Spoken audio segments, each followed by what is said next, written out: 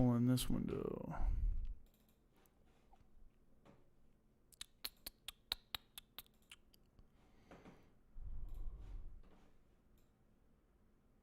Planning a family? Check your sperm count. You can test it in your room. Morning, night, or afternoon. Upstairs, downstairs, here and there. But please, don't test just anywhere. Home Sweet Home is where it's at. A private place to do, well, that. Collect your sperm, let it spin. 1, 2, 3. Results are in. The Men's Rapid Fertility Test by LabCorp On Demand. Brian. Coach. Brian, short-circuited. Mic check. How many fingers am I holding out, Brian?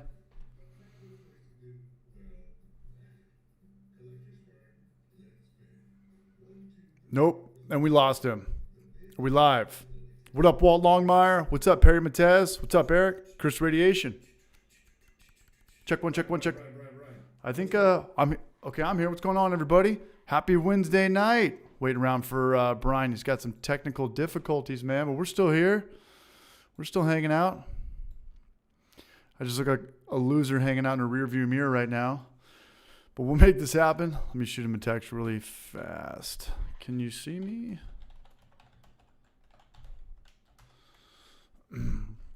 It's working on my end. What's up, Stephen Plass? How are you, man? But usually the technical difficulties are on my side and not my guest side. So tonight the tables have turned, man. But cheers, everybody. I'm drinking my Czech lager. Let us know what you're drinking tonight. I hear him. Hello. Teach. Coach. We've got a visual. Beer Quaz, what up, my dude?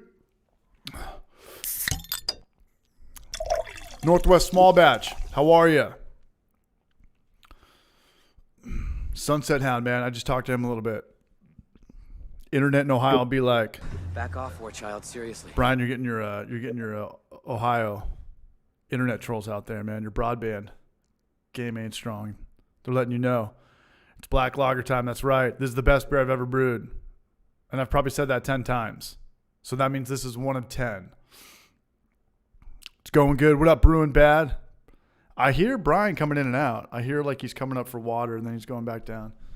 He's drowning in electric brewing systems. What up, Nathan McVeigh? Good evening from the Pacific Northwest. Good evening from Knoxville. And Brian is on my time. What up, Will? Just kicked a keg. Cleaning and drinking and listening time. Right on, brother. Slipknot. I see you. That one. That doesn't mean see. That looked like the ghost of Brian. But Brian's got 40,000 YouTube subscribers. There's not a lot of homebrewing channels that have that. So we're going to have some beers. And by beers, I mean we'll probably have like 30. Or we're gonna hang out tonight, everybody. While he's working on that stuff, I want to give some love to everybody who's been a member of the channel, subscriber, member, super chatters last week. Chris Radiation, Shock Top. He always tips 1069. I see you, baby. There he is. Brian. There we go. You've got 2 cameras going that are going back and forth. Yeah, I just shut the one off. Okay, you're good now, man. How are you, my dude? Can you hear me? I can hear you. Can you hear me okay? Yeah, Okay, the cool. chat will let you know. What's going on, party time? What's up, long Not time much, friend? man. Not much, man. Just trying to figure out how Discord got corrupted and everything else and trying to figure out what the hell's going on. Well, you're here and we're only 4 minutes in, and usually there's way more technical difficulties than that. So it's not that bad. Count myself lucky, right? Yeah, thanks for holding off today. I did like a 9-hour editing day and filming, and my last brew day was just absolute hell, but I salvaged it. Thank God I put it in a split batch. No problem, man. No problem at all. Yeah, man. But I want to say first things first, man. Congratulations on the big 4-0. Brian's 40 Oh, yeah. today. Thanks, man. No, I'm just kidding. He's got 40,000 subscribers today, man. So cheers to Brian for sticking around and not giving up like I almost did a billion times. Yeah, no kidding. I've probably taken more hiatuses than probably everybody. Well, I don't know. You just took a big one. Cheers, brother. Cheers, Brush. Cheers, Braj.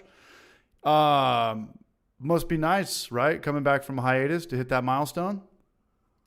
Yeah, it's pretty good actually. I mean, it's one of those things where a lot of stuff had gone on, and Wow. surgery and life happening and work and everything else, and it's just like it was like holy crap. I'd been away for quite a while now, almost a year, and it's good to be back. So it was one of those things. Am I clipping at all? No, you're good. I mean, you're good on my end. Do you Okay, get? 'cause, yeah, Did you get any like depression blues? Where you're like, damn, I miss YouTube, even though I've got no time to really. maybe a little bit. I mean, just because I like the creative aspect of it and all that. So I mean, maybe a little bit of that, but it wasn't too bad. I mean, it was a nice break, quite honestly. Plus, I had a whole bunch of stuff going on with work and the surgery and all that kind of stuff. So it was like I didn't have time to do it anyway. So Yeah, well, you know, you filmed us in a little bit one night in the chat, but let people know what surgery you're talking about because I think we've had the same one, right? yeah. So I had a torn labrum, Yep.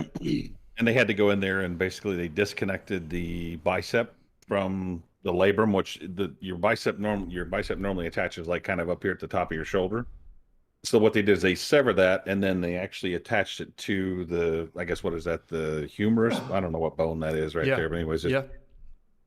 so they attach it to that bone right there, and then they pin it, and then that has to like calcify and grow in and all that kind of stuff. So, and then it's one of those things where it's like the rehab takes a while. I The felt like I rehab's the wasn't, worst. yeah, I wasn't getting anywhere for a long time, but then as time went on, it was like started getting better and better and better. So, and then I just got finished with my rehab the other day, so I'm feeling pretty good about it. I still want to do.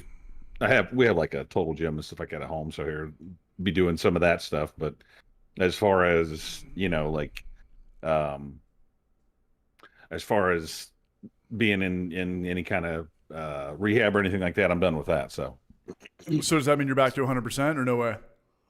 I'll probably be another 6 or 8 months before I'm 100%. But I mean, I don't have any like pain or anything like that. I mean, every once in a while it's kind of a little bit of a Yeah. something, but not bad at all. So it's one of those things where I feel well enough to not go to rehab anymore and just keep doing the stuff on my own. And I should be good. I'll be ready for fishing season again. So There you go. Yeah, no more sleeping on your back. I remember the first Yeah. like month was the Oh. nightmare. Sleeping on your back and trying to connect the water to recirculate, pretty much like a fermenter. You had like a reservoir set Yeah. up and they run it all the Mhm. water through you. And I'm just not a person who was ever able to sleep on my back, and you have to when you get surgery and stuff. And that was the hardest part. I could deal with the pain, but I like insomnia and staying up drives me crazy. But anyway, man, welcome back. And so what do you got going on? What's on the homebrew YouTube agenda?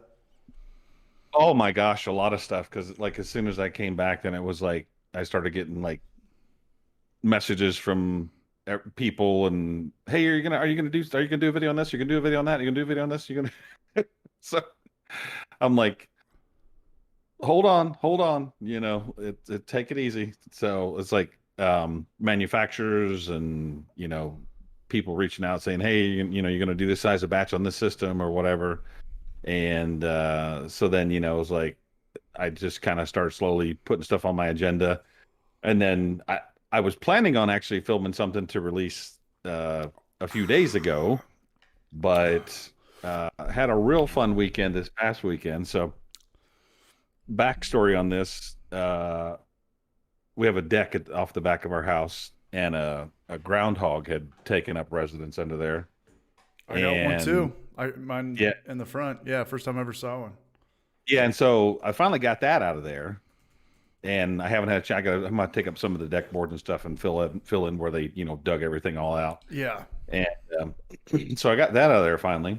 And then I think there's something else that like took up residence that would, because I blocked off the area where I was getting in at.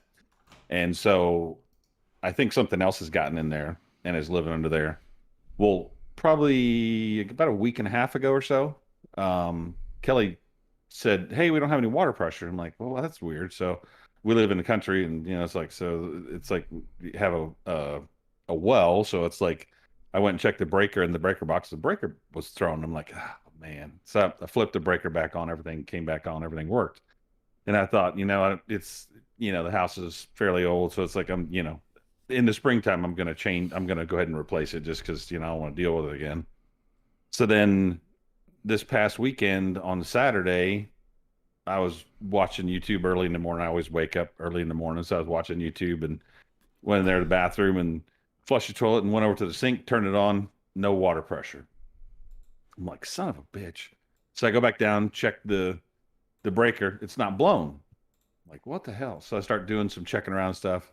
Couldn't find my multimeter to save my life. So I'm like, the well pump's got to be bad. So I'm like, all right, well, I guess it's, I'm replacing it whether I want to or not right now. So, go to YouTube, look up a video on how to replace the well pump. Business as usual. Yeah. Yeah. So I'm like, oh, that's easy. I'll do that. So run to the hardware store. I think it was Lowe's or something like that. Get a pump. They're not cheap, by the way. And come back and have all the stuff to do everything that I need to do. Get back to the house. Kelly had called me whenever I was on the way back from Lowe's. She said, I don't know what the deal is. She's like, my car sounded like it didn't want to start. I'm like, okay, it is cold, So it's like, all right. So I just pull in the driveway, put my truck in the garage, and I get out and I start unloading everything, kind of setting stuff up on the tailgate of my truck so I can get, everything around to replace this pump and stuff and get ready to do that. She calls me, she says, I'm sitting in the parking lot of the gas station and my car won't start. Fuck, here we go. When it rains, it pours. I'm like, son of a bitch. Yeah. And before that, probably about a month ago, our washer machine just took a shit. So I was like, this is like, it comes in threes. So it's like, this is the third one. So I run over, jump her car, get her over to the AutoZone. I'm like, I talked to one of the dudes there. I'm like, you guys replace them? I mean, you guys replace them for free or whatever if you buy them? He's like, yeah, we'll put it in. I asked her, I'm like, are you good? She's like, yeah, I'm good. I'm like, okay, they're going to replace it for you. I got to get back and start getting this thing done because, the daylight is not real long in the wintertime. So get back, get everything, pull the pump out of the well, get everything switched over, swapped over, put back in, all wired up, all that stuff, go in the house, flip a breaker, and nothing happens. I'm like, son of a bitch. Well, when I was over in town to get the all the supplies and everything, because I couldn't find my multimeter, I stopped at Harbor Freight and I got like 2 multimeters. I'm like, I'm just going to get a cheap multimeter and, I'm just going to put a couple of them around the house so like I have one. So I don't know what that is. It's just like to check voltage and amperage and stuff like gotcha. that. So I go in, check the on wells. They have like a pressure switch. So like when it builds pressure, it shuts off the well pump. So it's almost like a solenoid where when it builds pressure, it shuts off, and then whenever it loses pressure, it'll drop back down and turn it back on. So check that. Got voltage there. Go back out to the pump. Check everything there. I check across both of the hot legs, and I've got nothing. Well, then I go from the ground to the hot, and I've got like 115 on one side, and then I got like 115 on the other side. I'm scratching my head. I'm scratching my ass. I'm like, what the hell's going on? So I call my dad, and he's like super handyman extraordinaire. So we're talking, and he's like, well, disconnect it from the pump because it might be feeding back. So I'm like, well, shoot. So I do that, and then before I did that, I had pulled my generator over to the pump just to make sure there wasn't a problem because like I had to splice the wires in down at the pump. So I pulled my generator over, plugged it into that. The pump works fine. So I'm like, okay, cool. That's that. So then I disconnected everything from the pump, check the power coming out, and sure enough, one side had like 115 volts and the other side had like 80 volts. So the only thing that I could figure is that a rat or something or some kind of varmint got underneath of the deck, and the water line and the electrical wires that run to the well run right under the deck. And so I think something chewed through the wire, dude. And so it was like I wasn't getting power out there. So I had to go back to the hardware store, And of course, I don't know if I don't know if you bought copper wire lately or anybody has. That shit is expensive. I mean, it is like quadrupled in price since I bought any last. No. And then of course, I needed like 100 feet or more to get from where I needed to go. From the switch to the pump.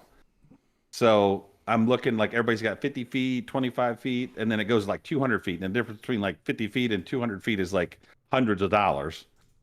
And so I'm like, oh my God. So I'm like, okay. So then I finally found a what they call underground feeder. It's like wire you can bury directly in the ground. So I found some of that was like 100 feet long.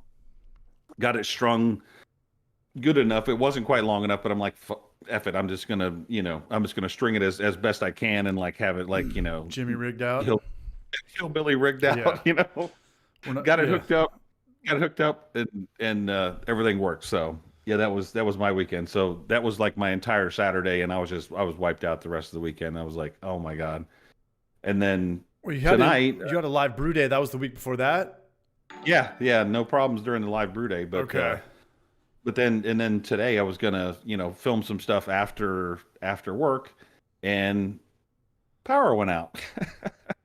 I was like, oh my God. It was like, oh my, I'm sitting there working, and all of a sudden the power goes out and it's dark. I work because I have my office in the basement where I work out of, and it goes dark, but my laptop, the battery's still good in it. So I'm sitting there working away in the dark, and I'm like, oh my God. So I'm like, do I want to drag out the generator and hook all that stuff up and get all that running? I'm like, nah, I'm just going to wait for a little bit. So then, waited probably 10 or 15 minutes. Boom, power comes back on.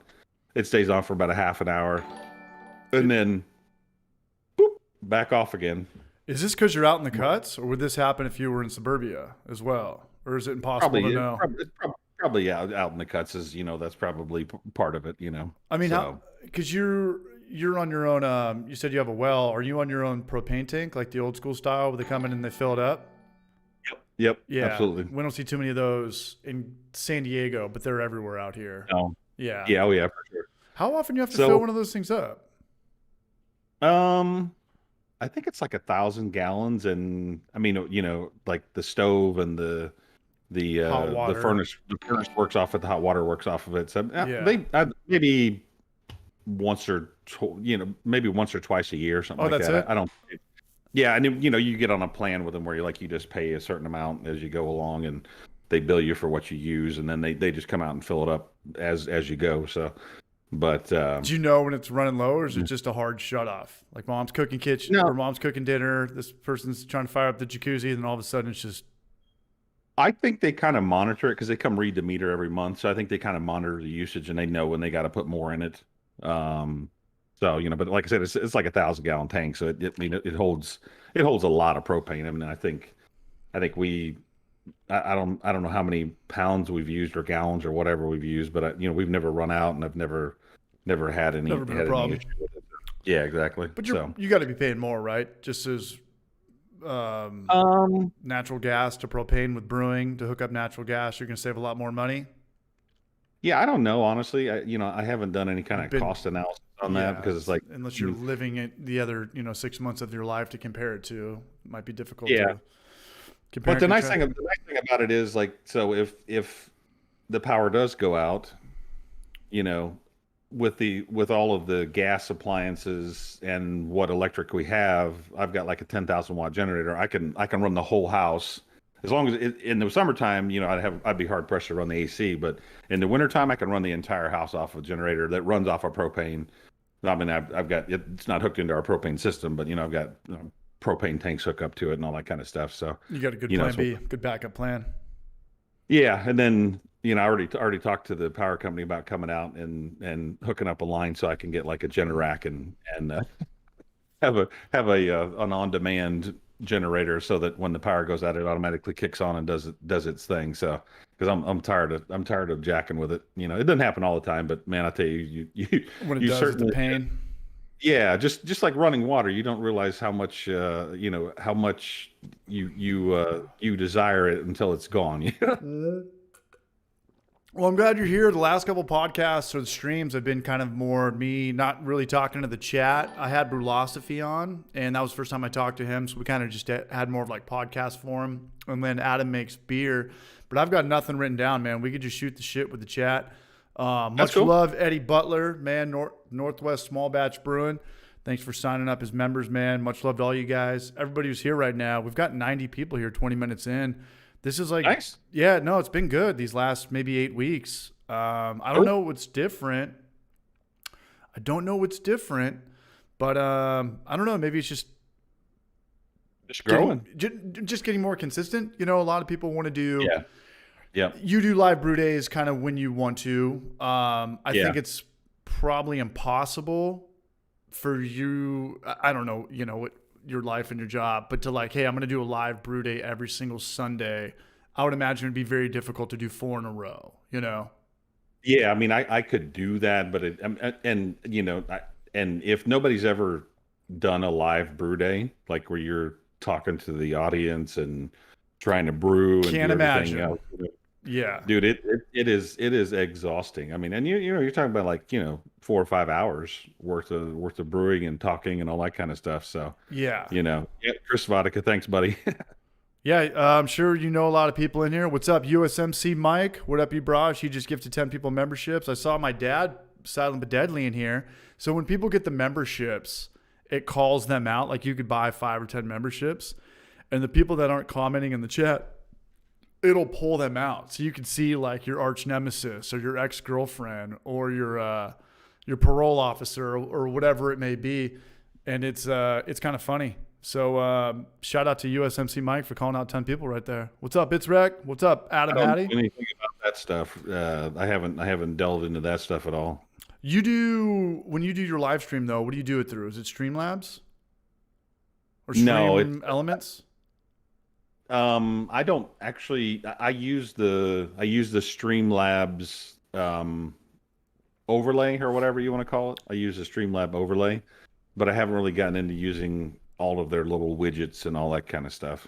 But Is that what that's part of? But what are you using to actually go live? Are you going through YouTube? I mean, what are you actually clicking on that says we're going to do a live broadcast?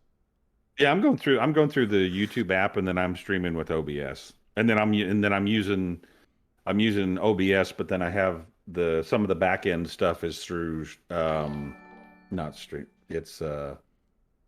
It is Streamlabs, yeah. So I'm using some of the back end stuff is through Streamlabs. So We're on the same vibe. Okay. Yeah. you counter, and like if somebody does a super chat or whatever, Donation, sure. and the animations come up and all that stuff. Yeah.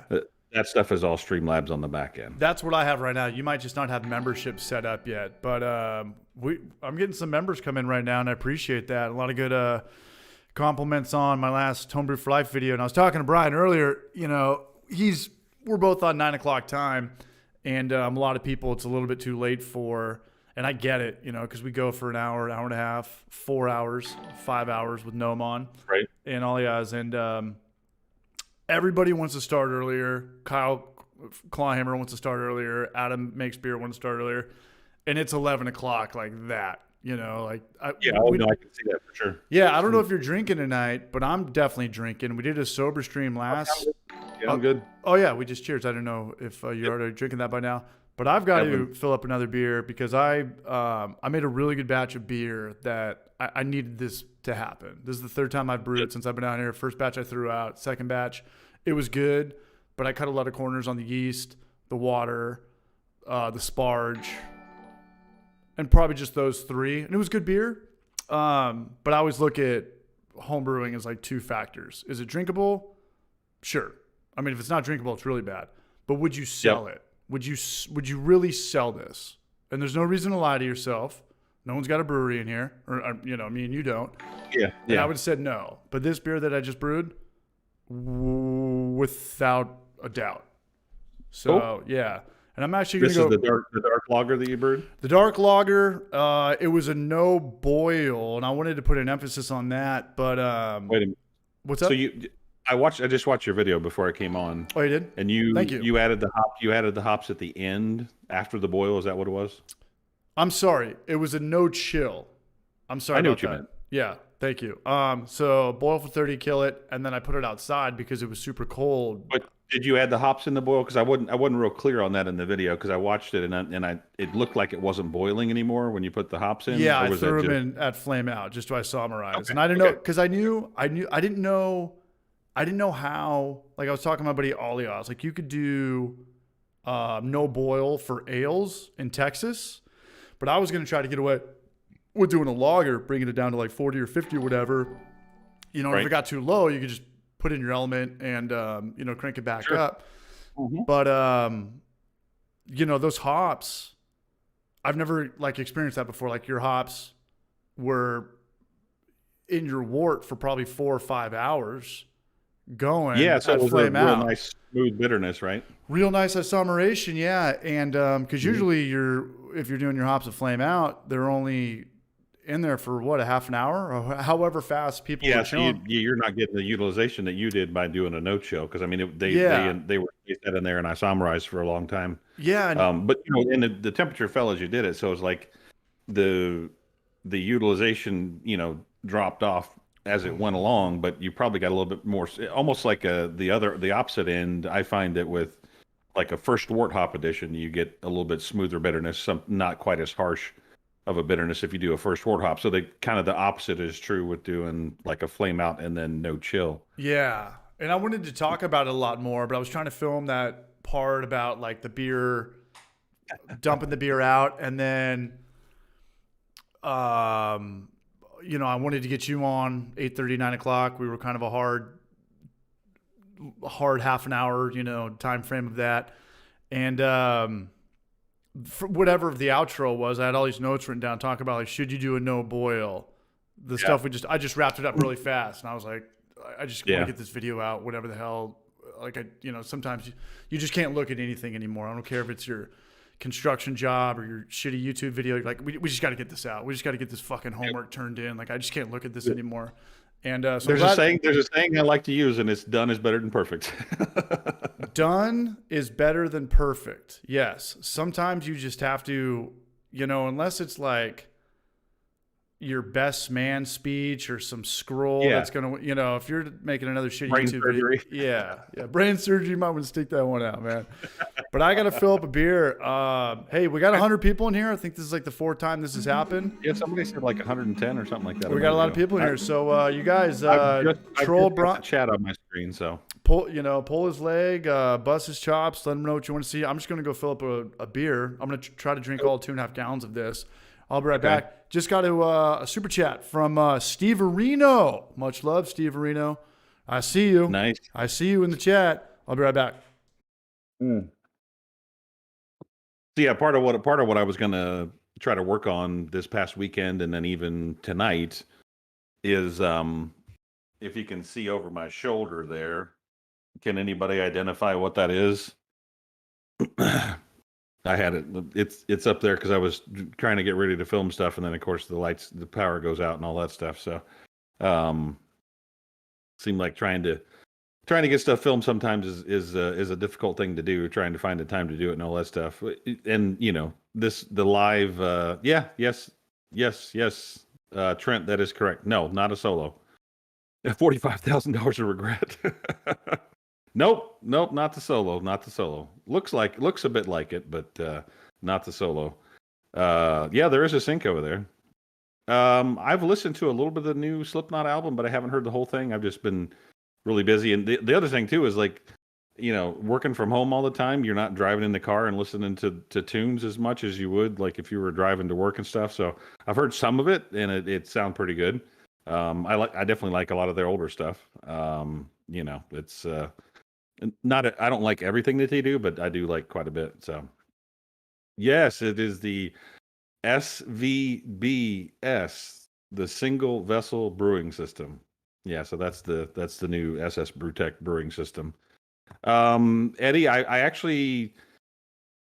I did work for an electrician, electric company, not electric company, I guess electrical contractor, let me say. And I think I did that for a year or two, something like that. And you know, my dad growing up, you know, we all did our own stuff, building barns and doing electrical and all that stuff in there. But yeah, you know, it definitely helped with this hobby. So for sure. Been picking up RO water lately, and it's ozonated. Good, bad, man. I don't think it's a problem. Ozone is just where they kind of run it through a filtration system that kind of kills anything in it, so it's not a big deal. Quick favorite Queen song. Um, I don't know. We Will Rock You. Thanks, Jay. Appreciate it. What side of the bus you on? I'll have to get back to you. Let's see. Third year in Canada. Okay, cool. Awesome. Yeah, you guys probably have a little bit different codes and stuff that we do up here. Most of my experience was in residential, pulling wire through houses being built, stuff like that. I never did any commercial stuff or anything like that. Most of it was residential stuff. We did some low voltage stuff too, but it mainly was just like your typical circuits in the house. I'm back. You survived? Of course, I was I survived. Cool. Of course, I was the grunt for most of the time, doing all the home runs and all that stuff. So if people know about wiring, they know what that is, where you're climbing through the attic and all that crap. What's that? I know what home runs are. Hitting home runs, connecting Romax. No. Yeah, exactly. Yeah, dude.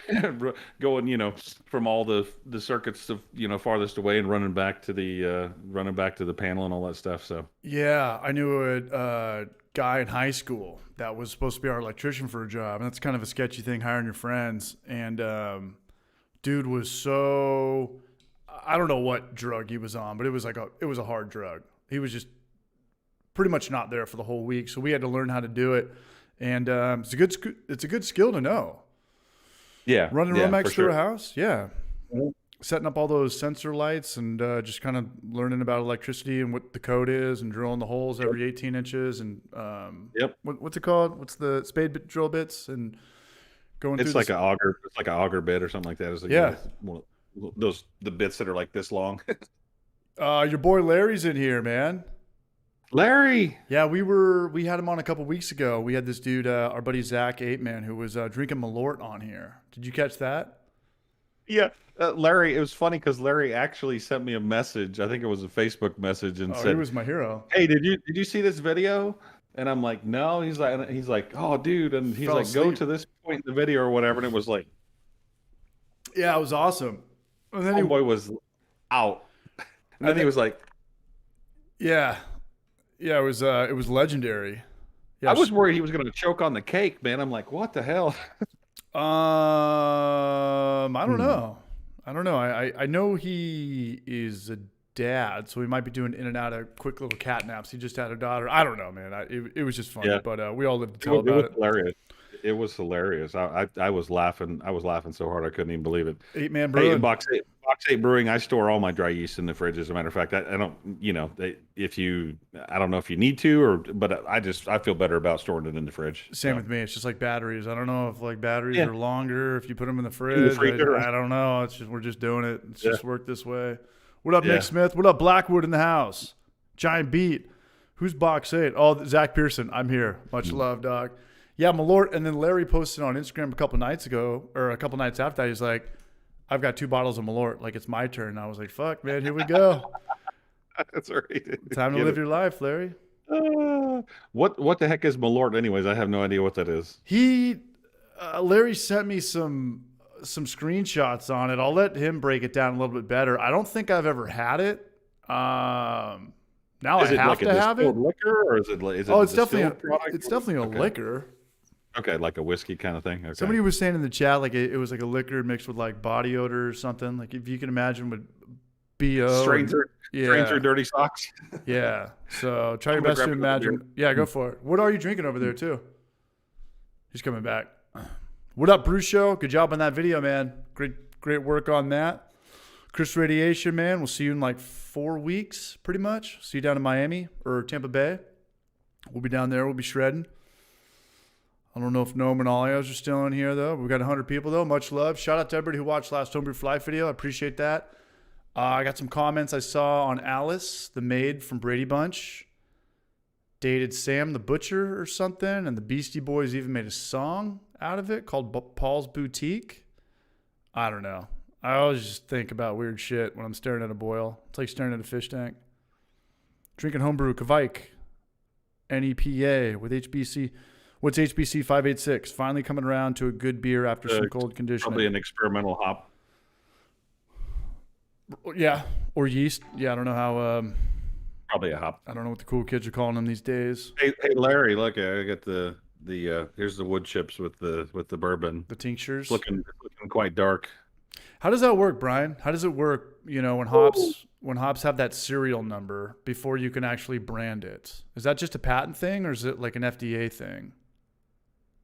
I don't think the FDA has anything to do with the hops. Because the hops quite are honestly. hops, right? It's not going to be a different crazy. I know Zappa Yeah, hops come from a different. I think until they really like hone in on Just what the they anatomy. want the strain to be and like all that stuff, I think they just have like because a lot of times if you buy the experimental stuff, it'll kind of tell you what its lineage is. Like it's this and that. They get in there and graft plants together and all that kind of crap. But usually it's before they name it and come up with a name and I think they probably have a maybe not a guideline but a protocol where they grow it for a couple years and just make sure that it's going to be a stable whatever they're going to get consistent bitterness and Sure. It's not whatever just- aromas and flavors and all that kind of stuff. It's not just a 'Cause- one-off before we start doing hop contracts. Yeah, it's interesting because Vinny from Russian River Brewing, I think it was what's their most popular beer? Pliny or yeah, Blind Pig. like one of those, Pliny or one of the elder or the younger, one of those. It was actually using. I read an article where he was using a Nomsky. particular hop, and it was one of those HBC type hops that didn't have a name yet. Whenever he first started brewing the beer, and then of course they named it after that, and then.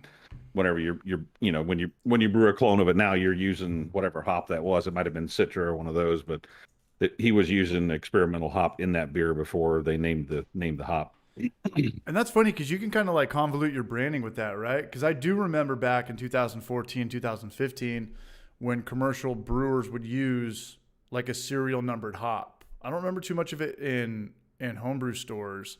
But I remember my buddies would pull out the big bags and unravel the duct tape, and they'd be like, "Yeah, this is like HV 646." And then you're like, "Damn, we can never get that hop ever again." You're like, "No, you just didn't know it turned into Galaxy. Like you didn't know like what it was going to be called after that. Like they were still trying to figure out the names and stuff." But Yep. What up, Ron Barnes? What's up, brother? Brewing I think Bad. they're a little more. The hop growers are a little bit more transparent now with like because I've seen some even that you can actually buy some experimental ones like if you go to Yakima Valley. I hope I say that right. Everybody's always like, you don't say it right. It's fine. Yakima. Philosophy is going to be pissed Yakima. off. He's going to send you an invoice. Yeah, right. No, I'm kidding. So you could go to like Yakima Valley Hops and get they'll often have some experimental hops on there that you can buy. Maybe not the they don't probably share everything that they are doing with breweries and stuff like that, but they definitely do have some experimental ones on there. Duly noted. Brian, I got a question for you. I got the It's Yakima. It's Yakima, not Yakima. It's actually the Y is silent. It's just Akama. Yakima. But no, I've got a question for you. I'd imagine everybody in here is likes dark lagers and this and that. Do you put in beer salts to preserve the roasted malt, or do you drink it fast enough? Because I've had dark lagers and stouts, anything with roasted malts in circulation, where sometimes you'll drink it and the acidity is there, but it'll be so bad it'll have like a peppery vibe, like a green pepper vibe more specifically. But I think that's because it's in distribution and it's not being drunk the week of like home brewers. If anything, if you that might be more the way you're brewing it than I think the origin or the result of that starts much sooner than when it gets in the keg. I think adding the dark grains in the mash and mashing them for the entire time extracts a lot more bitterness out of it okay. than if you add them later in the mash. Kind of like this brew, the live brew day that I just did. I think we added the dark grains in the last 15 minutes or so. I like that. I've never even heard of that. Adding the darker stuff in later on. Yeah, way back when I first started the channel, this was like 2015 or 16. I did an experiment. It's still on the channel. I did an experiment where I brewed the same beer, but added the dark grains at different points. Like I did a bunch of like 1 gallon batches, and it was like, one of them was like all the way, full hour. Next one was like 45 minutes. Next one was 30 minutes, 15 minutes, and just like all the way up to like 5 or 10 minutes. And the color varied between them, but you could certainly tell the difference between The bitterness. whether bitterness, yep, and the aroma and the flavor was even different too from that. So I mean, I guess it's kind of one of those trial and error kind of things. I didn't where even you think kinda- about that. And I that's another home brewing thing where you probably have the advantage over commercial breweries, because I don't think that they're like waiting to mash for 45 minutes and then they're going to mill something else out and put it in. But I always just thought that when you use dark or, a lot of roasted malt, you just threw in a bunch of chalk. Like you just threw in a bunch of chalk and that would just counterbalance that. But if you never have that bitterness to begin with, I would go with that approach, because I've never added grist at different times, except Yeah, for like 'cause the extract stuff. If you do like gypsum or chalk, it definitely does accentuate some of the bitterness.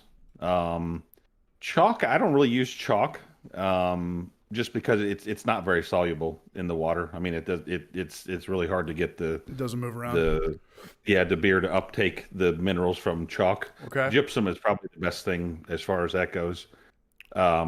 But yeah, I mean, that's one of the things with like, if you look at a Guinness clone, they're really, really high on the sulfates. I mean, like real high. And that's from adding a lot of gypsum to it. And that does, that was kind of when I learned a lot of this stuff when I first started brewing and started messing with water composition and stuff. My IPAs were kind of flat. I mean, they were good, but they didn't have like a punch of bitterness, and there was something missing. And then when I started doing some water chemistry and adding gypsum and stuff like that, that was whenever it's started to get that punch. I mean, they've done some studies and stuff, and I think Marshall over at Brewlosophy's even done some stuff where they've gone quite a ways up, because you can get all the way up to like, I think 300 or 500 parts per million of gypsum before you start tasting it, but it definitely has an effect on the finished beer. Yeah, I got to play around with it more, because I need to get more water chemistry, because I'm never going to brew with anything except for distilled water ever again.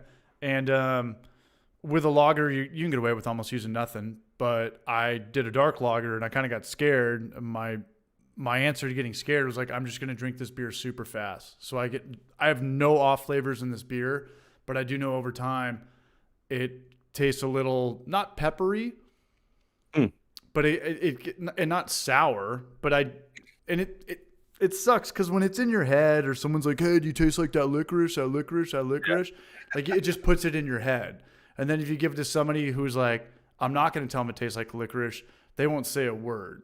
So I'm just overly kind of like, I really don't want to have any acidic or pepper or peppercorn taste in this beer in a week. So my game plan is to drink it within that week.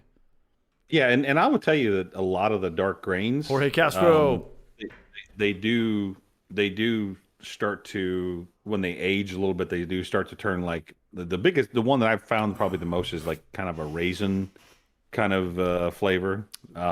Date. But yeah, I mean, if you think about it, so like, it's almost the same, like, if you had somebody brewed a pot of coffee and they left it on the burner for a couple hours, Right. that shit is acidic as hell. Yes. So, I mean, you kind of look at it from the same standpoint of brewing. If you put those dark grains with those tannins in them, from being roasted like that, it's gonna just continue to ramp up those acidic flavors in the beer. And I'll take it one step further. If you drink coffee, a lot of commercial brewers are addicted to coffee. They've got the coffee pot running. I drink a lot of coffee. I drink a lot of cold brew, and I chew tobacco. So that's really not going to help with, Yeah. because my tongue and my palate is permanently. Your taste buds get blown out by that. Yeah. Yeah, it's permanently acidic. So, another thing you should try too, and this was part of that same experiment. I'm remembering it as I I'm gotta knock talking that shit here. off. Doing a cold steep with your dark grains. I don't know if you probably never tried that before either. So like you just take whatever grains you're gonna put in your dark beer and put them in cold water, throw them in the water, throw it in the fridge, and let it sit overnight. Okay. and extract all the color and flavor and everything out of those dark grains. And there's really like no acidity. You know how cold brewed coffee is like really smooth, no really acidity to it or anything like that. Yeah. You get the same Same type of way. effect with cold steeping the dark grains. No, because I really want to master this dark lager recipe. I'm at the age where I need to be drinking more beer, but less ABV. And this is the perfect style, like 4.6 or 4.7. It's delicious. You got to find that balance between like dark lager, but not too chocolatey, you know, because sometimes. Yeah, something with a little more flavor than just a lager, but not a stout or a porter. Yeah, and everyone's got temperature control now. The yeast is cheap, 3470. The dry yeast we're talking about, you can pick up on Amazon. With an eye, Steven. What's going on? Oh, it's with an eye.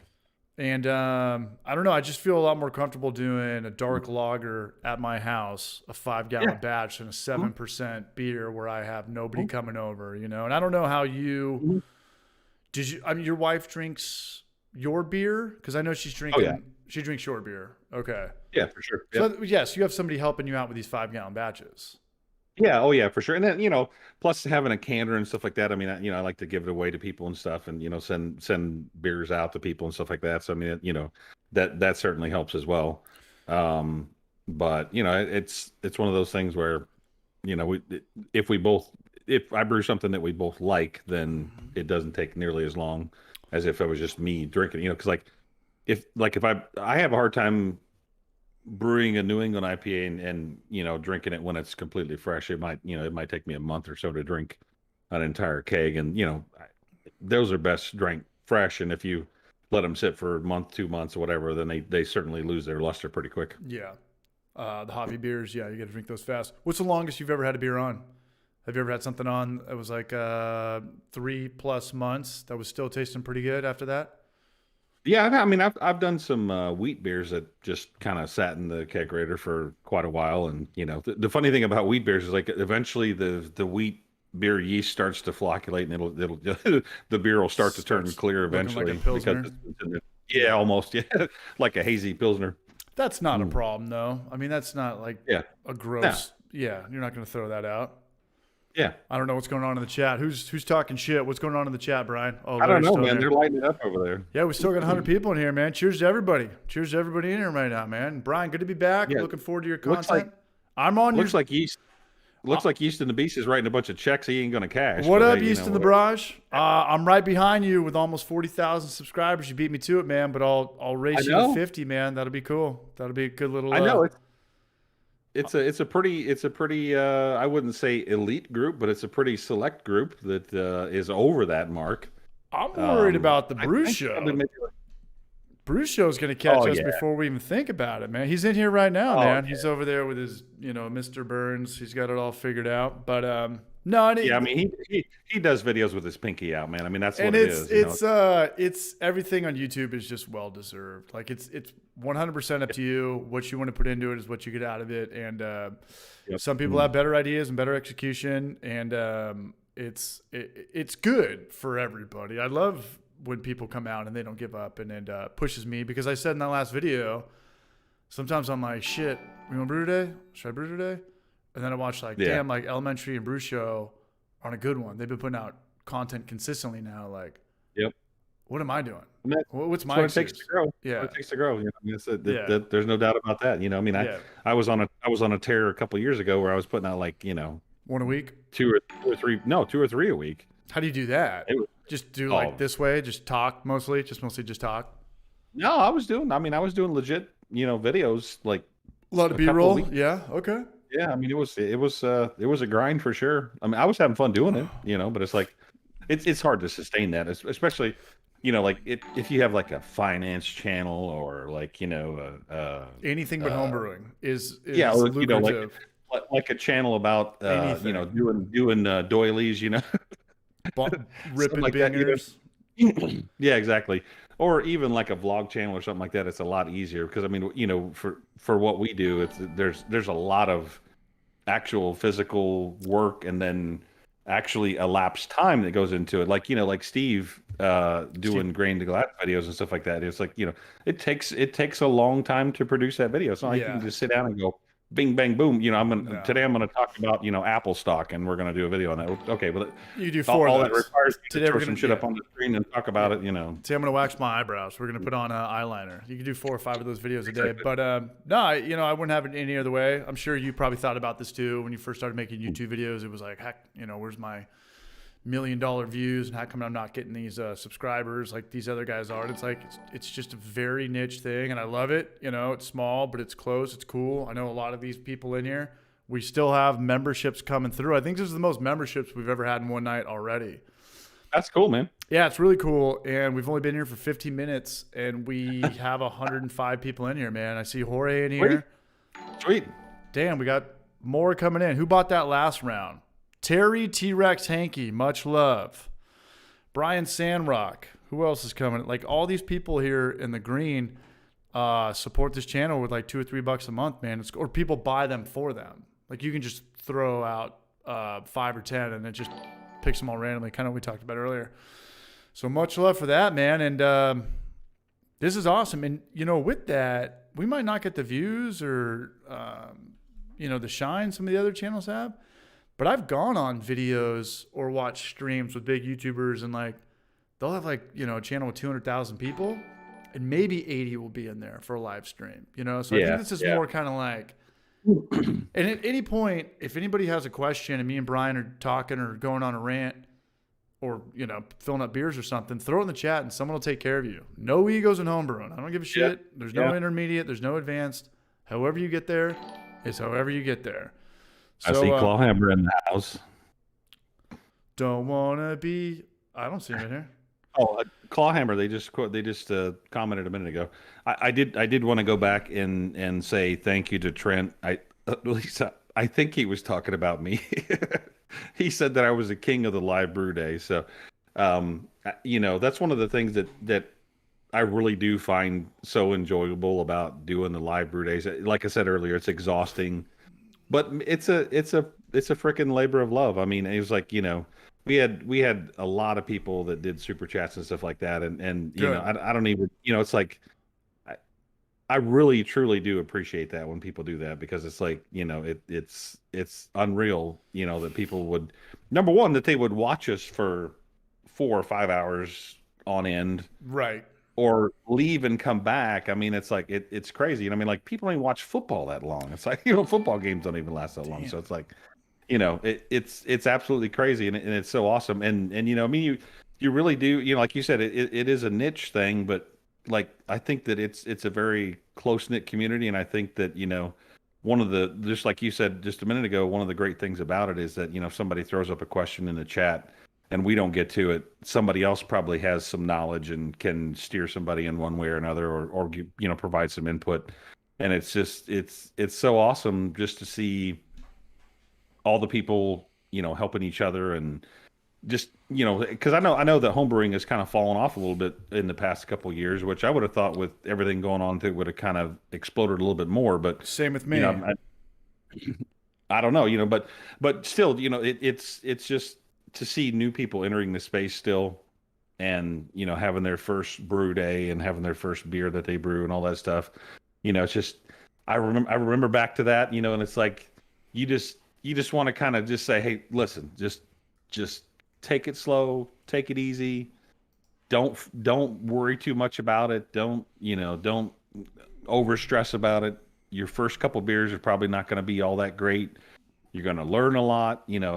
Brewing is almost like a rite of passage. You have to brew a couple of horrible beers before you get, a really good one or something like that. Some people luck out and they brew a good beer from the beginning, but it's one of those things. It's like anything else. It's like, you have to keep doing it and doing it. It's like anything else, even in, sports or anything like that, or even your job or whatever, you just got to keep doing, stay with it and repetitions, and stay consistent. repetitions. Yeah, exactly. And the bummer about brewing though is like you do need to get a good batch of beer, or you probably are going to quit because it's only a certain amount of time. If this batch came out shitty, I was going to quit. It was going to be short rib sous vide videos every day, 2 or 3 a week to keep up with your schedule.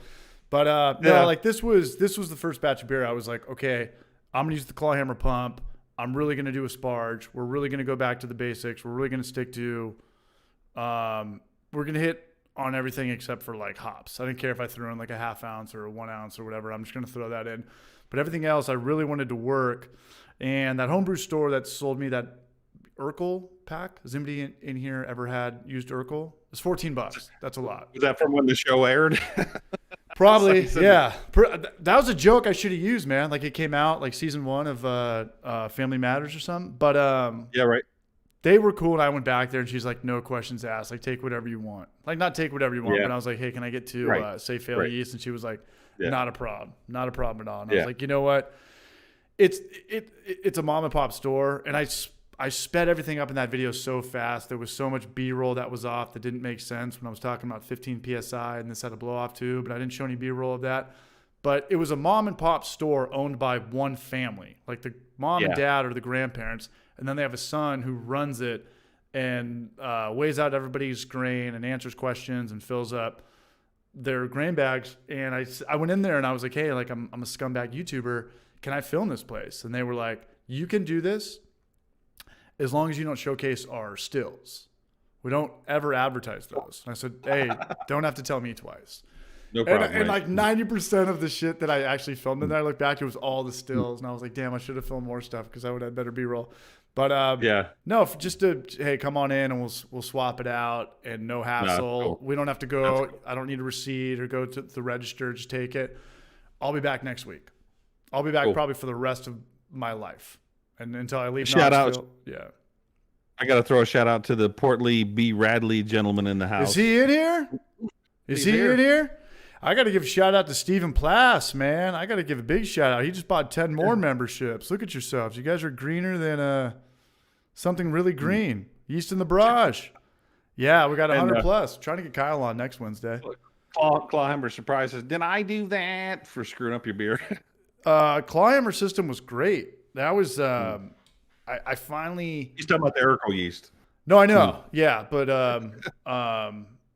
that was the first time I used the lid with the sparge, and it just feels good, like to hit your original gravity without having to deal with sugar or DME or just anything. Because I always kind of had to do that because I would want to wrap that shit up so fast. 5 Yeah. minute sparge. Now let's squeeze the grain and get it all out, and it's cool, And when you're filming brew days, like you don't need to brew that fast. You've got tripods No. to set up, and I've got to put the light behind Yeah. the TV now, and I've got to make sure that the memory cards are this and the batteries are charged for the LCD screen. So I really love the system, and everything about this beer worked out, except I rushed the outro on the YouTube video. But I don't give a shit about the YouTube video. Like this is the itch that makes it real, Yeah, no, that's cool. That's cool, man. It's so funny that you did like a dark lager because I have several videos to do and it's going to require brewing on systems. I actually was targeting doing like a regular lager, like an amber lager and a dark lager. It's funny that you did that because I'm like, that's kind of where my mind is right now. Cause I'm like, I want to do some stuff that's, a little bit lighter. Even like we'll be coming into spring pretty soon. So like, if it sits in the kegerator for a little while, no problem at all. Like when spring gets here, it'll be nice, clear and aged a little bit, which never hurts a lager to sit there in the Right. kegerator for just a little bit. But No, I let it does all its lagering out when it's in the keg. That's how my world works. Good to see you, Portly, Right, man. right. What's up, Raj? Hope all's well. I see him now. We got a lot of big names in the house. Nothing bigger than Yeah, no Alias kidding, man. Mohammed, though. What do we got? 113. We're 1 hour Everybody's in, up here. Brian. Is this your bedtime? Can you hang out for a couple more beers? I'm good, man. Did you drink 6 margaritas before you came on, like last time? I did not. I Brian? did not. I'm just kidding, man. I did not. Nah, I'm just being a douche. What up, did not. Nolski76? Good day, y'all. We'll have to catch this one on replay off to work. Oh, cheers to Australia Day. Cheers to any Australian in here that celebrates that to deal with drunken bogans. Right on, brother. Cheers from Knoxville. Brian's out there in the cuts of, he calls it Cincinnati, Ohio. We'll leave it at that. Yeah. Fair enough. So, Trent, do you have some of that, Trent? I have some too. I'm going to be doing a video on it pretty soon here. What are we talking about? No, No, I did Z Biotics. I don't know what that is. I know what my next It's video like is a, though. it's like a pre indulgent probiotic that is supposed to produce the same type of enzymes that your liver does to consume the acetaldehyde than alcohol to give you less of a Hangover? headache in the morning. Ah, I wish that shit worked on me, man. Yeah, Mm. I'm past all that. But has anybody ever done one of those hangover things where you pay like $250 and they give you like an oxygen transfusion? You go to some place and they actually like shoot you up with something and you're good to go, but it's $250. Anybody here know what I'm talking about? It's like some Wolf of No, Wall I Street haven't. shit. Have not. Yeah. have not Anyways, seen that. though, Brian. Anyways, we're trying to go down to. I mean, we are going to Tampa Bay in a month, and we're trying to get Larry down there. Trying to put a map on beer cities to hit in 2023. But a what? Beer cities, big cities in Oh, America, okay. domestic cities that you've been to that have cool craft beer scenes. Anything you vouch for? I'd imagine Cincinnati's pretty badass, and that's also where. Yeah, guy I on from- mean, there's Mad Tree and a bunch of them are down there. Definitely. Columbus is not bad either. I mean, Brewdog is like just south of Columbus. Brewdog, Um, Cartridge, yeah, Saucy. Columbus Brewing Company is actually a really great. I mean, they're not a regional brewer like some of the other ones, but they produce a lot of great beers. I mean, something like they have like a double IPA called Bodie. They have another. I know what that's from. I think they have a Birdie double New England IPA or something called it's called Creeper. Oh my God, it's good. It's really good. Duly noted. Okay, because I was talking to Yeah. Adam Makes Beer, and I think I'm only 5 hours away from that, and I'm gonna drive my Yeah. shitty car till the rocket till the wheels come off. Because Yeah, I think I got to go down. I got to go down and see him. I saw him on your podcast, and then kind of came up on it. It's kind of funny because like since I've come back and started watching a little bit more brewing stuff, Yeah, I've seen a lot of channels that I've never seen before, like Yeah. popping up in my recommended. yeah. So And he was cool about it, and he was persistent because I'm always weird when people come into, the brewing industry, and they're like, "Hey, can I do your thing? Can we collab?" And it's like, dude, it's not a collab. It's a shout Yeah. out. A collab Right. is when we have the same amount of followers, or we're on the same page. What you Right. want is a shout out, and he was super cool. And I said, you know what? I'm going to like hold off for a little bit because I want you to withstand the test of time, because there's a lot of people that come in, they make a homebrew video, they get pissed that it doesn't go viral. It's not ever going to go viral. And then they're out, pretty much. I told him like, hey, Brew Cabin made phenomenal videos. I had him on, and then he was gone. And I was like, that was stupid. He didn't, where is he now? Like, he's not talking to anybody and this and that. And Adam would hit me up, be like, hey, I just did a thing with Sarah Flora. Like, I'm doing this thing now. And I was like, you know what, dude, you deserve this, man. And you never know what someone's going to be like. Is he going to be a douchebag? Am I going to be a douchebag? I don't know what people are like when they're not filming themselves on YouTube. That dude was fucking awesome. That dude was yeah, he seemed like a cool guy. super cool dude. Great chemistry. I want to go visit him. I want to go check it out. Yeah, I've yet to kind of figure out. Like, it seems like He just like got his bought videos, out. when I see him, it seems like his video he's doing like a live stream, but it's not. But I don't know. I don't know because like I said, it seemed like he's doing like a live stream, but Yeah. I don't know that he is, or maybe he is. I don't know because it's like it just seems kind of weird because it seemed like he's doing a live stream, but then it's like a recorded version of it. So I don't know if he's doing a live stream and then chopping it up and putting it on YouTube. I don't know. He does something kind of what I do. So, and we talked about this. Okay, And if Adam's listening to this, man, Adam, you come out of the closet and say what up, man, or come out of the shell and say what's up, man. The shadows. Shadows, yeah. Come out of the closet. Come out of the shadows. Say what up. So I do the Hoppy Hour, and I chop these up, and I'll make a clip of this. If we have a good rant talking about you losing your shit, breaking your, dealing with groundhogs and shit underneath your house, I'll chop that up into a 3-minute video, and I put it on a different channel. He puts it on his brewing channel, which is awesome because he works at a commercial brewery, so you can see what's a Grant chiller? You know, you can see Yeah. really cool stuff that we don't see as homebrewers. Right. But then he'll chop up his Q&A stuff and throw it on the same channel. And I'll take heat for that if I do that. Right. So I keep them separate. But hey, he's putting out content. I had a good time with him. I learned a lot. And I think it's really good to have a commercial brewer on at some point because they're always going to know the most about recipe development. They're going to know the most about ingredients, bar none. Like Genus from Peter from Genus and How to Mix Beer, these guys have brewed thousands of batches. I don't think I've brewed 150 batches. Yeah. So, you know, that's quite possibly true. So to take me and put it next to Peter and have, you know, a quiz off or something, my money's on Peter. Just based off what, like, vocabulary, like what is the name of that, you know? So, no, that was really cool. And I don't know if you talk to him or follow him on Instagram or. I have not. I don't follow him on Instagram. I mean, I'll have to do that. But yeah, I mean, definitely not too far away from me. And I'll keep you posted. Somebody on the live chat, somebody on the live stream last week said something about working at a brewery. I don't think it was Adam, but it was somebody else said something about Kelly and I coming down to Cincinnati and you know, checking stuff out and having some beers and stuff like that. So especially this time, I think I need to do a tour down there and take the camera with me. Especially this time of the year. Bengals are damn near in the Super Bowl again, right? One game away. Bengals came out of nowhere. Anyway, who dat? Peter was in Avalo last week. He had the pleasure of we had the pleasure of hanging out with him for a few rounds. Dude was legit.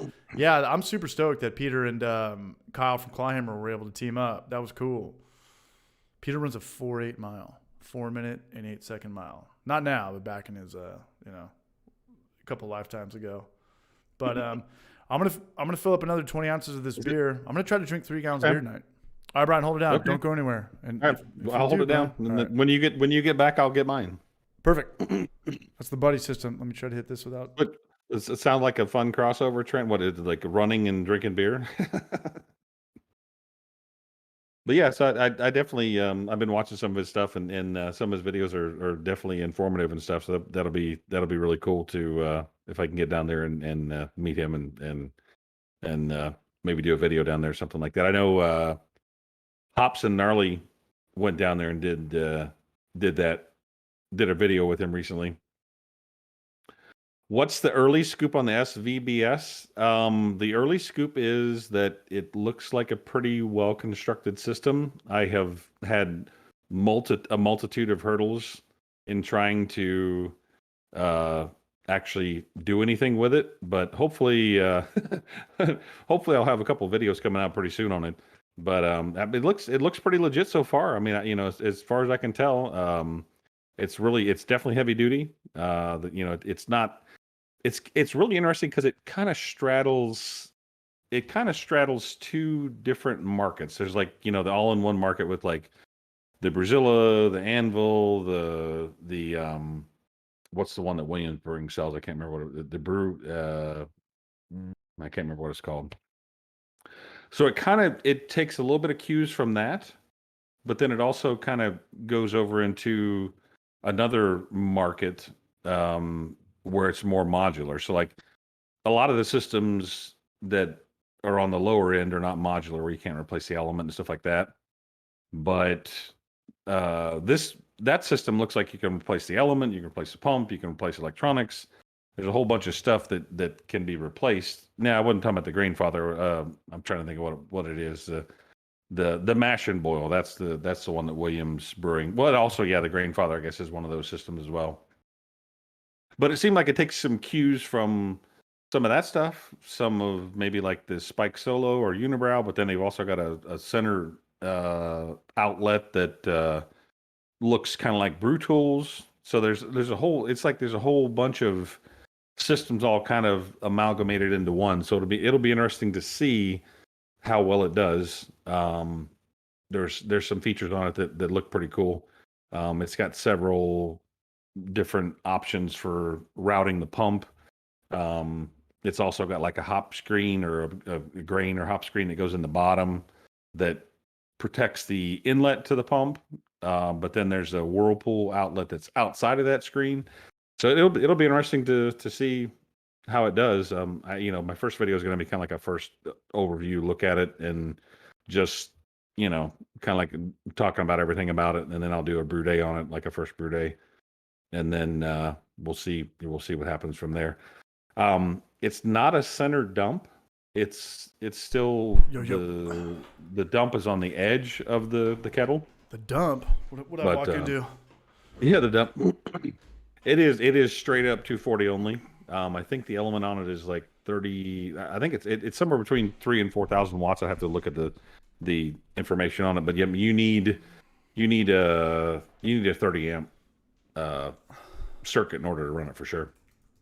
Brian, go snack a beer. It's your turn. The tri-clamp gaskets are like pinky rings. They're too funny. I'm gonna grab a beer. Grab a beer. Is Kyle still in here? I just looked at the analytics on my last video, and that has more views than any of my videos have ever had in this 2 hours or 3 hours by far. So much love. And I had a clip in there that I wanted to put in of Kyle and Emmett about the affiliate marketing thing, because I'm an affiliate marketing for Clawhammer. They give me a link. That means if someone clicks through that link, I get a little kickback. But I don't need that. I mean, they gave me $1,000 system for free, so it's like, hey, like I'll make videos and I'll put it in the system. But I was thinking about making a clip about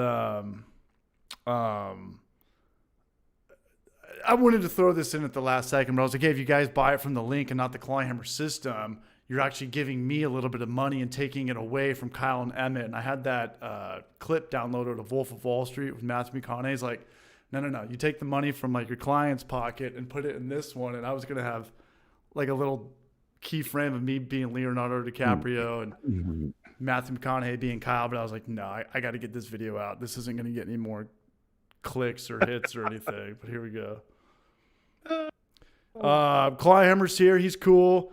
I thought he'd be offended that I exploited Emmett and that I love that video with the putting a bottle of vodka and a pumpkin pie in a blender and let's just rock and roll, man. Like, did you watch that video they made? And Emmett snorting. I've seen that one. I have to check that. I did see the snorting of the whipped cream or whatever. Snorting of the whipped cream. Yeah, that was that was classic. That was awesome.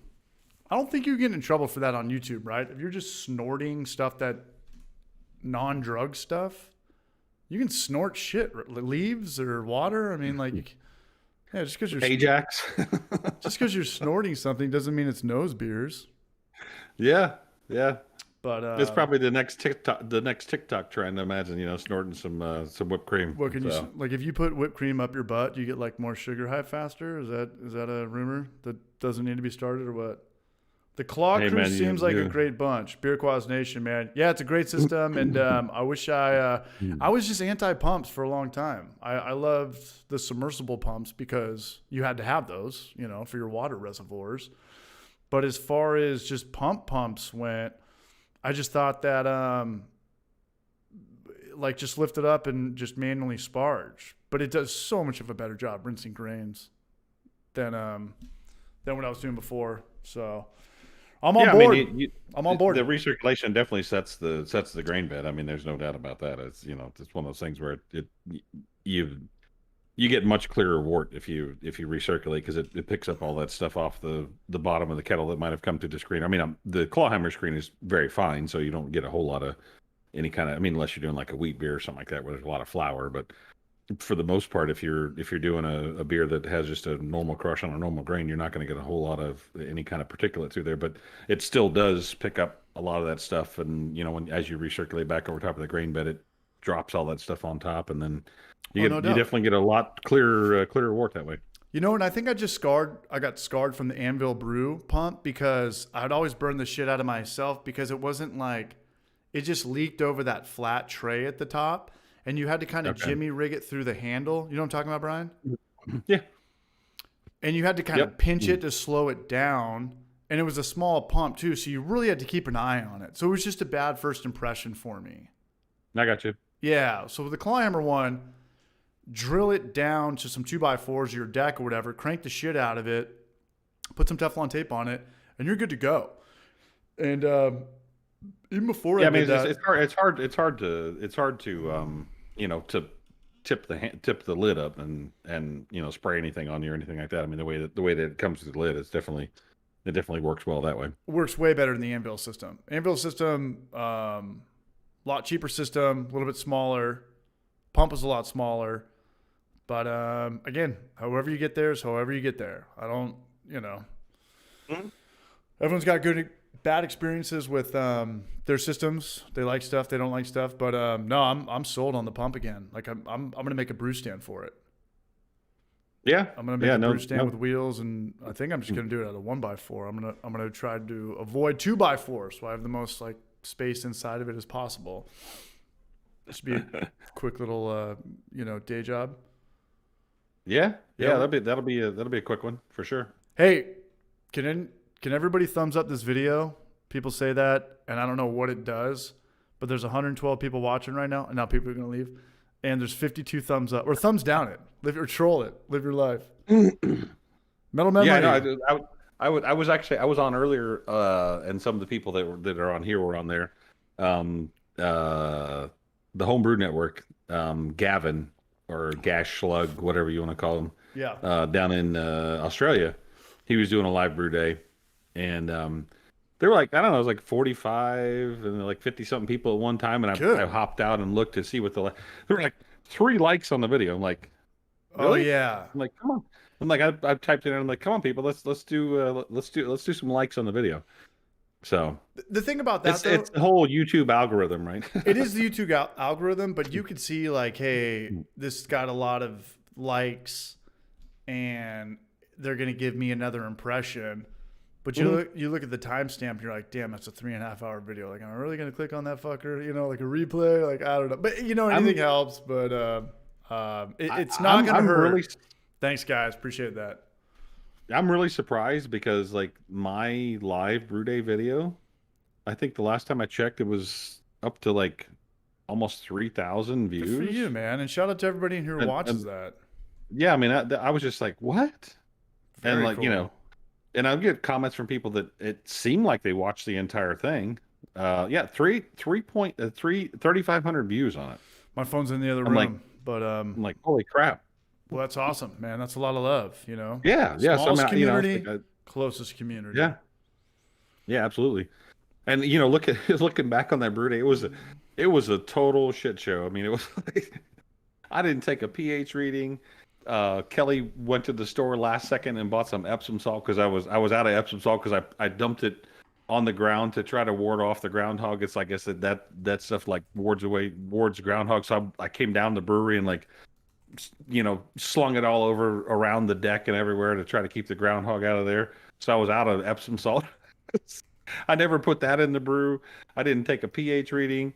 It was just like, all kinds of stuff. And like my master plan for transferring the water at a certain temperature over to the hot liquor tank and then all that stuff, it totally went to shit because I took like jugs of cold water out of the garage and dumped them in the hot liquor tank. So it was so funny. It was a totally not what I normally would want to do, but it was like we had fun. So it was like, whatever. It's always a blast, man. When you're hanging out with this community, drinking beers, brewing beers. Yeah.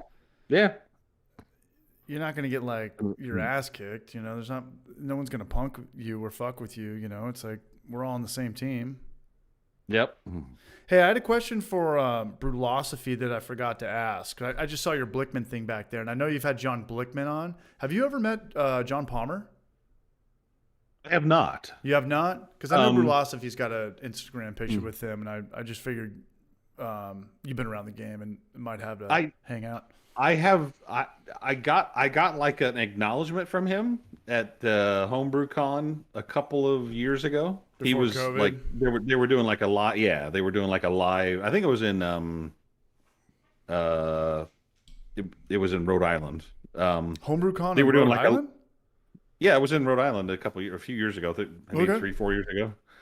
So he was on a panel. They were doing like a live podcast there at Homebrew Con, and he was there, and it was kind of cool because like I didn't want to interrupt him or anything, but whatever. But I pointed at him, and he was like, So I was like, That's cool. I'm like, well, okay, I'll take that. You know. Yeah, yeah. I mean, recognizes you and watches your Yeah. videos, just a little nod or a what's up or handshake. That'd be cool as shit.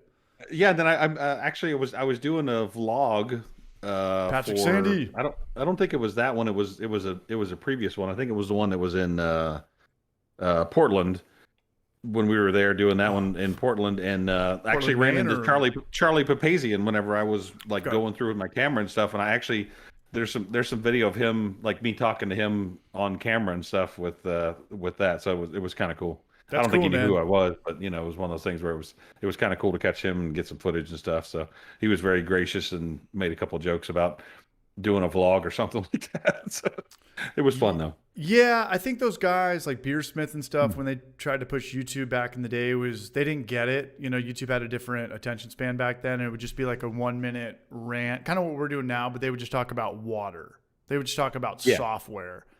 And you had to be a diehard brewer at that time. That was before my time. I think this was some of these videos I used to try to watch were like 2013, 2014. The audio was really shoddy. The video sucked, but it's okay because my video sucks. But the audio, it's like, damn, if this sounds bad, people are gonna dip out. But no, they weren't making like edited homebrewing videos. That wasn't their style. They were more like Brewlosophy, where it was pen to paper and try to get something published or get an article out there. It was just a different format. Yep, You know. But, absolutely. Shout out to those guys. Shout out to it was fun. Yeah, I mean, to start somewhere. Yeah, sorry, what I would really like would be it'd be great to talk to John and interview him about like how techniques have changed and how things have changed. I know I've seen some stuff from him recently, and he's still kind of like old school, like stuck in his ways. I know commercial brewers that are like, I'm never not using glass carboys. So I'm like, what? Yeah, I want Centennial in my Yeah. IPAs, and it's No. like, And it worked for them. So, like, mm. why change it? Yeah. Why fix it if it's Yeah. not broken, yeah, exactly. I mean, and you like what you like, and you drink what you like. It's like for me, I have never ever, and this is really weird for me, and I haven't really quite wrapped my brain around it myself. I love like sour candy and like limes and lemons and all that kind of stuff. I just don't have a taste for sour beers. I just don't. Here's I just and there's no right or there's no wrong, but here's my problem with like the older generation being stubborn. I'm talking about the guys that were the Home Depot mash tuns and they were doing the glass carboys. You're trying to tell Right. me that stuff got easier, faster, better now. Everything. Execution, Kvike strains, yeast strains that don't have off flavors with temperature control that's 5 or 10 degrees this way. Better fermenters, and you're still like trying to tell me like that old school beer is better. You gotta rack it to secondary, son. That's the Yeah, only way. I'm just not buying it at this point. I think that you talked about how home brewing has kind of come down. I think everything came down since COVID, when people were sitting at home. Yep. And all these Americans were getting paid $3,000 a month to sit at home and do nothing and eat fucking nacho cheese and watch Netflix all day. Home brewing spiked, but it's never been easier to get into home brewing. And Brewlosophy talked about this. There's a lot of night classes and there's colleges that offer this stuff. And there's also just all-in-one systems and things like Brew in the Bag that make things a lot easier and a lot more affordable. And, yeast strains that you don't have to wait around as long. So, I mean, I don't know. I don't know. That's why blind taste contests are awesome, because you can say your beer's better, my beer's better, but it's like, hey, let's just make it way more organic. Yeah, I mean, there's so many things, and I honestly, I still get like hung up on some of those old traditions of like mashing for an hour and doing a long sparge and all that kind of stuff and boiling for an hour, and it's just it's just those old habits are kind of hard to break sometimes. But I want to try to break out of some of that stuff that I've done in the past. Granted, you have to add a little more hops or you have to do a little this or whatever, but it's like, there are some things that you can do to save some time, but I guess kind of, it's like, I don't know. It's like, maybe I don't want to shave time off of what I like to do. Not I only- mean, maybe I like doing an hour long mash. I'd like doing a a long sparge. I don't Exactly. know. It's one of those things. You know why? We're not paying for labor. It's not like we have guys No. that are getting paid $15 an hour that are going to stare at their phones for 30 minutes if they want to mash for, an Yeah. hour and a half. Yeah, You know? it's a process. It's like I see a lot of like new brewers coming up and stuff, and they're like talking about all these techniques and water and all this kind of stuff, and I'm almost like, you know what, you're not allowed. You're not allowed to do this yet. You haven't 'Cause earned you this. haven't brewed but You two ain't batches of earned this beer. death. You ain't earned Exactly. this. Exactly. You haven't earned this yet. There's a rite of passage, in my opinion. Like you have to go through Shit, these I haven't things. even earned it yet, man. You- I'm you- getting you my have to- badge back. You have to be in this crucible, and then when you come out the other side of that, like when you've bottled two batches of beers, then you can keg. Right. After you've been through the hell of bottling two batches Right. of beer, now you can keg. You can't. Right. You're not allowed to just go to keg. You don't appreciate it. It's like No, but you're right because you're not allowed. and I mashed in, I rinsed for 45 minutes. That's the longest I've ever done that. I hit my gravity of 1046. Do I really need to like shave 20 minutes off that and see what happens? No, I don't. Especially when you're You filming and you're looking for extension cords and all the shit I talked about earlier. Yeah. I'm probably going to do that forever now until it breaks or something really happens faster, which I do not foresee within the next decade. There's a little pill that's going to come out. You throw it in there and everything's good to go, like a turkey dinner from The Fifth Element. I don't think so. I don't think so. And like Gnome Brewing in here, kind of what you said, Brian, like I kind of like it. He's like, yeah, when I brew, it's just very therapeutic. It's just like looking at a boil or, looking at a boil's like cool to me. Looking at a bottle or a cooking pot with water get to boil is fucking worse than detention. But for whatever reason, like making beer is like, maybe I kind of like this. This is kind of like, I can't afford a fish tank. Next thing down, let's try to brew some beer and just stare at it and just, think of waves or something. No, I don't know.